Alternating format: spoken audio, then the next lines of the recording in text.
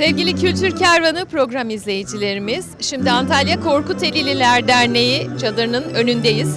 Yanımızda dernek başkanımız ve Hamdi ağamız var. Kendisi yıllardır Kültür Kervanı program sponsorluğumuzu yapan ve aynı zamanda güreş ağalığı yapan çok kıymetli ağabeyimiz. Tekrardan hoş bulduk diyoruz efendim. Evet, hoş geldiniz. Öncelikle sizlere teşekkür ediyoruz. Burada Türkiye'nin dört bir yanından gelen dernek başkanlarımızla yani bir kardeşlerimizi görmüş gibi oluyoruz. Bu sene biz de Korkuteliler Derneği olarak başkanımla beraber dedik bir çadır tutalım, organize edelim. Evet. Gün boyu keşkeğimiz, un helvamız, yayık ayranımız hepsi vardı. Dostlarımızı, soydaşlarımızı görünce mutlu oluyoruz. Yani bir milleti yok etmek için bir ağacı devireceğin zaman önce onun köklerini, saçaklarını kesmen lazım. Bir ülkeyi de yok etmek istiyorsan kültüründen uzaklaştırman lazım. Biz de çocuklarımıza, gençlere bu kültürden uzak kalmasınlar, annelerini unutmasınlar diye böyle etkinliklerde bulunuyoruz. Hoşumuza da gidiyor. İyi ki yani alışmışız. Teşekkür ediyorum Hamdi Bey, sağ olun. Hemen dernek başkanımıza dönmek istiyorum. Efendim bugün derneğimizin çadırında dünden bu yana gelen misafirleri ağırlıyorsunuz. Neler söyleyeceksiniz festivalle ilgili? Öncelikle Kültür Kervanı olarak hoş geldiniz. Ben de sizleri çok uzun zamandır takip ediyorum. Hem yörük kültürüne hem yağlı pehlivan güreşlerine çok ciddi önem veriyorsunuz. Dördüncüsü düzenlenen Kültür Yörük Türkmen Festivali'nin hayırlı olmasını temenni ediyorum. Bundan sonraki yıllarda da sağlıklı güzel günlerde gençliğimizle beraber orta jenerasyon ve yaşlı jenerasyonla beraber üçlü jenerasyonu kuşaktan kuşağa birleştirmek gerektiğini düşünüyorum. Hamdi ağam sağ olsun bizim derneğimizin kurulurken de ağasıydı. Her konuda yardımcı oldu. Şimdi de yönetim kurulu üyesi. Evet. Ben esas futbol teknik direktörüm. Uzun yıllar futbol oynadım. Şimdi bir güreş sevdalısı, bir futbol sevdalısı. Yani biz ne sağcıyız ne solcuyuz, futbolcuyuz diyor. Sevdamız Korkuteli ve Antalya diyoruz. Sloganımız bu. Biz insanlara insan olduğu için yaklaşıyoruz ve bizde ırk, din, mezhep ayrılığı yok.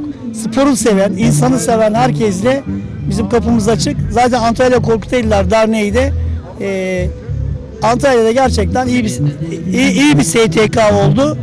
Neden? Hiç ayrım yapmıyor.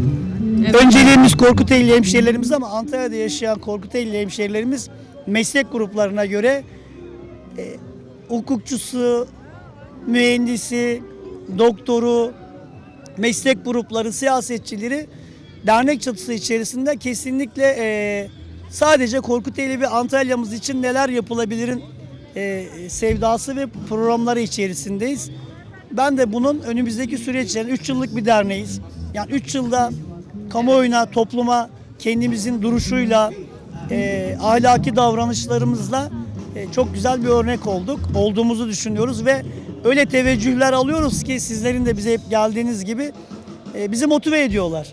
Bundan dolayı da bundan sonraki süreç içerisinde ben spor, özellikle futbol, Hamdi ağam, güreş sporları, atasporları, evet.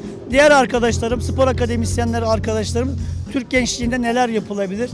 Korkuteli gençlerimizi bizden sonraki gelecek olan kuşaklarda meslek gruplarının alaylı ile mektepliği bir araya getirip onların ne yapabileceğini, onlarla fikir sohbetleri yaptıktan sonra üniversiteyi bitirmiş bir arkadaşımız 70 yaşındaki bir iş insanıyla sohbet ettiğinde onun hocalarından öğrendiğini diploma almakla hayat olmuyor. Alaylının da tecrübelerini birleştirerekten hadi bakalım bu işi yap dediğimizde sonuç odaklı konuların olması gerektiğini düşünüyorum. Sizin bizi reklam için insanlara duyurduğunuzda da teşekkür ediyoruz. Ağamıza da teşekkür ediyoruz. Bugün bu çadırda çok büyük emeği var. Tekrar festivalimiz hayırlı olsun. Hayırlı olsun. İnşallah nice 4 yıllarda, 5 yıllarda hep birlikte olmak dileğiyle. Çok sağ olun, var olun. Evet, ben Antalya Vali Yardımcısı Yalçın Sezgin. Korkutelliyim. Dördüncüsü düzenlenen Yörük Türkmen Şenliği'nde bulunmaktan son derece mutluyum. Güzel bir organizasyon, hava da güzel, ortam da güzel. Bu festivalin gelecek nesillere kültürümüzü aktarma, yörük kültürünü aktarma anlamında oldukça başarılı bir organizasyon olduğunu görüyoruz. Halkımızın da ilgisi, alakası gerçekten çok muhteşem. İnşallah çocuklarımız, gelecek nesiller geçmişten günümüze tarihi süreç içerisinde akan bu kültürü anlarlar, öğrenirler, yaşatırız, yaşarlar. Dolayısıyla bir milleti var eden en önemli öge o milletin kökü saçağı kültürüdür, özüdür. Bizim özümüz de, biz yörüklerin özü de işte burada pek çok ortamda olduğu gibi geleneklerimiz, özelliklerimiz, vatandaşımızın kendi tarihine, geçmişine sahip olma duygusudur. Onun için ben burada olmaktan son derece mutluyum. Hemşerilerimle Antalya Korkuteliler Derneği de çok başarılı bir organizasyon içerisinde bulunmuş. Kendilerini tebrik ediyorum. Tabii ki bu Hakikaten aktarımında derneklerin ve sivil toplum kuruluşlarının önemi de evet. çok büyük. Kesinlikle, kesinlikle. Zaten bu tür organizasyonlar sivil toplumla birlikte yapılır. Ben sosyal medyadan da izlediğim kadarıyla hem sivil toplum, hem esnafımız, hem işte diğer paydaşlarıyla bu organizasyon içerisinde herkes var. Özellikle hani bizim bakıyorum yemeklerimiz çok önemli.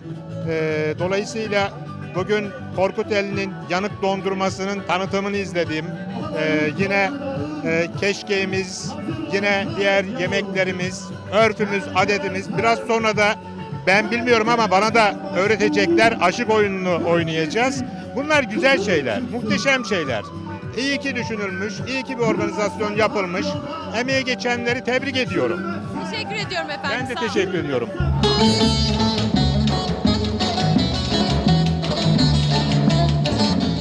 İlkokulu bitirdikten sonra buraya Antalya'ya geldim. Kepez'de bir gecekonduda ortaokulu, liseyi bitirdim. Ondan sonra Ankara, üniversite yılları, sonra Anadolu'nun değişik yerlerinde bulunduk.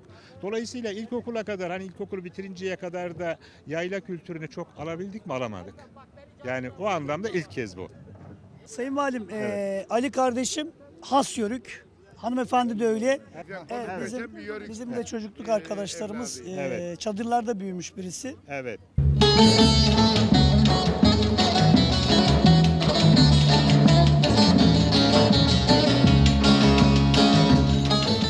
Yanana kadar oynuyoruz normalde. Oynadık ya. Saka taşını atıyoruz. Ha, bunu. Pardon. Evet, hep turuncuya atıyoruz. Evet. Bravo. Evet. Bravo. Şimdi iki atıyorsunuz, ikili yakalamaya çalışıyorsunuz. Önce Ha, sakayı onu alıyorsunuz. önce söyleyecektin. O zaman yakın atmamız lazım değil Evet, mi? biraz daha yakın taktiksel atmanız lazım. Değişken olmaması lazım. Evet, evet. İkili, üçlü, Dörtlü. dörtlü. Ama- Ondan sonra şöyle miydi? O, Evet. o şu anda uluslararası turnuvada 12. Evet, kural. sonra buradan şöyle yapıyorsunuz değil mi? Arkadan atıyor. Türkiye'de şu an bizim öğrendiğimize göre 5. ama uluslararası turnuvada 12. hamle olarak geçiyor. Evet, geleneksel çocuk oyunlarıyla kışın ayrı, yazın ayrı oyunlar vardı. Yani çelik çomak vardı, başka taş oyunları vardı, aynen. Şimdi yazın yine farklı. Doğanın, iklimin verdiği ortama göre oyun çeşitleri çoktu. Çocukluğumuz güzel geçti. Paylaşma, mahallede, sokakta bütün çocuklar kendi yaş gruplarında, bu aynı yaş olması şart değil, arada bir 5-6 yaş farkı da olabilir. Dolayısıyla bu çocuk gelişiminde çok önemlidir. Şimdi artık çocuklarımız bilgisayar başında, yalnız, paylaşma duygusu azalan ve gerçekten hani artık onların gelişimini de olumsuz etkileyen bir süreç içerisinde. Onun için biz de görev yaptığımız yerlerde Milli Eğitim Bakanlığı'nın da zaman zaman uyguladığı geleneksel çocuk oyunları programlarını uyguladık. Bunları devam ettirmek lazım. Çocuklarımıza öğretmek lazım. Bunlar güzel. Dolayısıyla bu tür faaliyetleri şimdi Korkuteliler Derneğimiz, Antalya Korkuteliler Derneğimiz ne güzel burada aşık oyununu, 5 taşı gösterdi. O zaman buradan tavsiye ediyorum. Korkutelimizin köylerinde, okullarda o zaman dernek olarak siz de Milli Eğitim'le, Gençlik Spor İlçe Müdürlüğü ile birlikte Koordineli hep beraber. programlar yapın, organizasyonlar yapın. Elbette bu bakanlığın kendi programı içerisinde vardır ama bir de bizim yöremize özgü oyunlar vardır. Onları çıkarın. Ben de Bucak Kaymakamı iken Bucak'ta bunları teşvik etmiştim. Kendim de hatta orada bir araba yarışı vardı. O araba yarışını da düzenlemiştik. Son ulusal basında da çıkmıştı. Kocaman kocaman adamlar. O küçük bizim çocukluğumuzda yaptığımız tahta arabalar vardır. Böyle bir yokuştan aşağıya ondan bindik ve kendimizi bıraktık. 50 yaşında, 60 yaşında insanlar çocukluğuna döndü.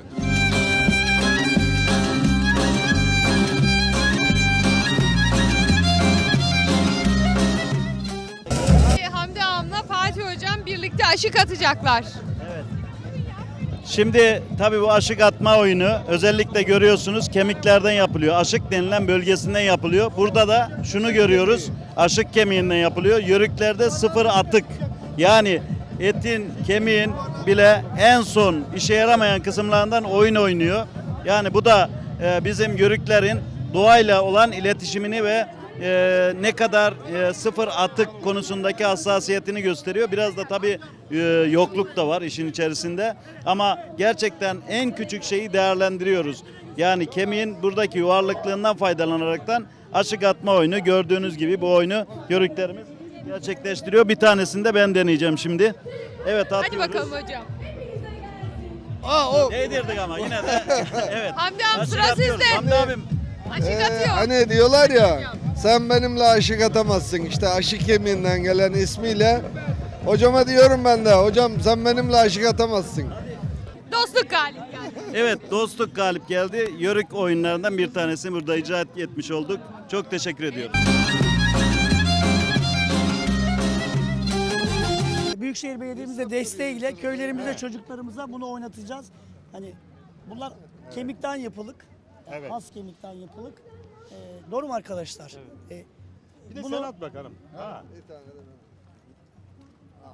Ha böyle bir eğilerek atmak Hayır. da var mı? Ama şuraya bak döndürerek at yavrum. At, aferin sana. Oo! Sayın Valim, kuralları isterseniz Evet, açıklayalım. açıkla bakalım. Normalde 6 metre uzaklıktan atıyoruz. Evet. Eğer taş çıkarsa çemberin yakınından atmaya hak kazanıyoruz. Normalde bu şekilde Evet. oluyor. 15 dakikadan 3 round şeklinde oynanıyor. 2 roundu alan kişi Evet. maçı kazanıyor. Eğer 15 dakikada eşitlik bozulmazsa 3 dakika uzatma. Evet. O da olmazsa 3 tane çemberin dışından atış şeklinde oyun Evet. oynanıyor. 6 metre sen çok geriden. Bir örnek at bakalım bir. Ben atayım benim bakalım oradan.